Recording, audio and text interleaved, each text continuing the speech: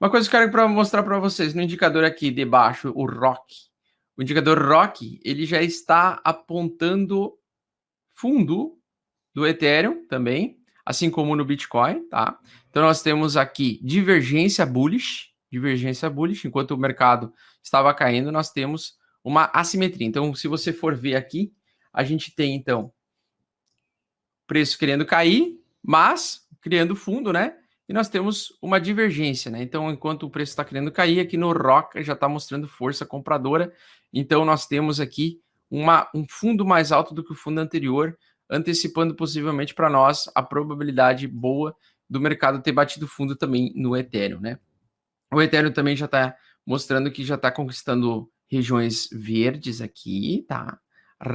Resistência 305 e o suporte, acima do suporte aqui, 610, tá? Então nós temos praticamente um bom indicativo de que a gente pode vir buscar a próxima ponta verde, que é a região dos 2.255 dólares por unidade no curto prazo. Esse é o preço que o ativo precisa conquistar, buscar e também ultrapassar a região azul, tá? Mas se ele se mantiver nesse otimismo, nessa alta, nesse pivôzeira de alta, nós vamos buscar no curto prazo, no gráfico de 2 horas, o preço do Ethereum a 2.255 dólares por unidade de Ether da massa, tá? Gráfico diário, tá? Isso é um gráfico ali microscópico, né? Esse é o gráfico microscópico.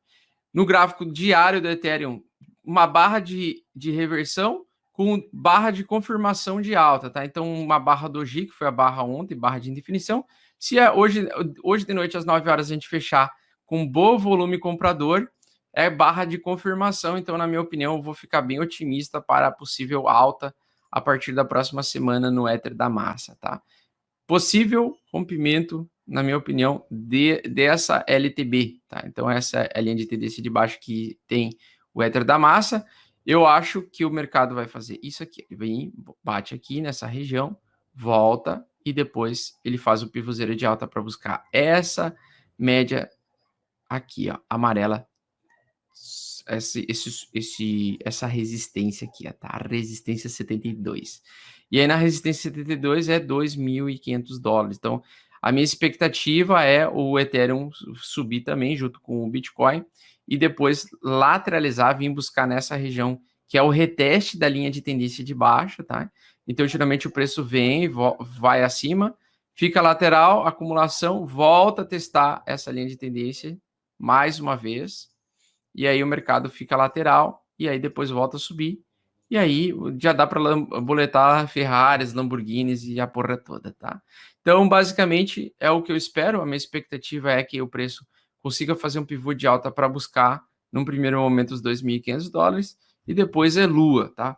Minha expectativa ali para final de setembro, talvez outubro, alta infinita aí para os mercados novamente, e otimismo nos mercados, tá? Tem que aproveitar aí, tem que aproveitar a oportunidade, na minha opinião, de ver sinais de força. Então, se nos próximos dias aí começar a aparecer muitos sinais de força compradora, muito volume comprador, vai valer a pena ficar comprado em Bitcoin novamente, tá?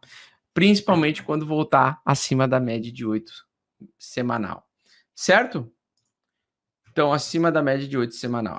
Eu quero acima desta merda aqui, ó. Eu quero super trend no gráfico diário e gráfico semanal indicando alta, tá? O semanal vai demorar mais um tempo, mas o diário já tem tudo aí para se aproximar do rompimento dessa região, dessa maldita EMA 8, que está acima ainda do preço, né? Só que, cara, eu só não chuto balde, tá? Eu só não chuto balde porque eu não sou dono da razão e eu não tenho bola de cristal. Mas para mim isso aqui é fundo, tá? Eu olho para uma barra dessas de volume desse aqui, para mim isso aqui é fundo, fundo, fundo, fundo, fundo. A Glassnode, fundo. Para mim isso aqui, nós estamos em fundo, tá? Mas a gente só saberá que é fundo mesmo se o mercado evoluir para voltar a subir e mostrar lá o fundinho bonitinho. E aí, muita gente falando bem do trabalho, tá? E a Kardanovski? A da Kardanovski, então vamos dar uma olhadinha na da Kardanovski, porque as principais altcoins tem a análise fundamentalista aí para acontecer próximo, né? principalmente agora agosto e segundo semestre, são os melhores ativos aí para a gente verificar os acontecimentos futuros. Assim, ó, eu vou ser honesto, tá? Apesar de achar fundo, né? A gente sempre teme o quê? O price action de triângulo de baixa, né?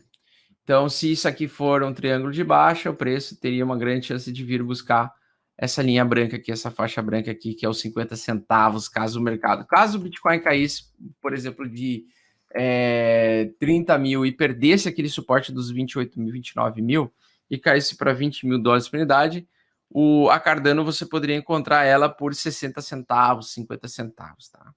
Essa é a grande realidade. Se isso aqui agir desta forma. Agora, conforme eu já mostrei para vocês nos outros gráficos, se isso aqui for um pivô de alta que está se formando verdadeiro, nós vamos voltar a ter mercado otimista a partir de agosto e setembro, sendo repetitivo mais uma vez, né? E a BNB? A BNB fez uma queima recente de estoque. Cara, eu até fiquei surpreso com a quantidade de valores que foram queimados em BNB. 400 milhões de BNBs, 400 milhões de dólares em BNBs foram destruídas, né? Cerca de 1,3 milhão de BNB. Uma das moedas, né? A BNB, ela tem uma coisa muito interessante. A Binance, ela é uma engolidora de mercados, ela é nosso calcanhar de Aquiles do mercado. Eu já expliquei para vocês os riscos, né? De um dia a Binance ir para o saco e levar todo mundo junto, porque ela retém aí mais de 65% das pessoas que têm conta na Binance, mantêm os seus ativos na Binance. Lembrando, corretora não é carteira, então sempre compra os teus criptoativos, aquilo que você selecionar para hold, joga lá para tua carteira e guarda para o resto da vida. Mas a BNB, por ser um engolidor de mercados, né, e ela tem essa característica real deflacionária, ou seja, ela queima tokens, né, ela fica mais escassa ao longo do tempo, é sim um forte indício de alta no futuro, tá? Então nós temos também essa característica da BNB. A BNB foi a cripto que melhor performou no mercado lá em 2018. Então, no meio do inverno cripto, no meio de uma queda infinita do Bitcoin, o Bitcoin caiu 80% durante um ano todo, a BNB conseguiu se sustentar em 55% de queda. Então, ela teve a menor queda das principais altcoins e, ao mesmo tempo, por ser um token ligado a uma empresa que traz diversos tipos de suportes financeiros, digamos assim, né, possíveis soluções financeiras descentralizadas, aliás, centralizadas, né, na sua própria blockchain, mas, cara, não dá para não ter BNB hoje em dia, tá? A BNB é um ativo que tenderá a só ganhar de valor ao longo do tempo, tá? Porque ele tem essa característica de queima de tokens, né?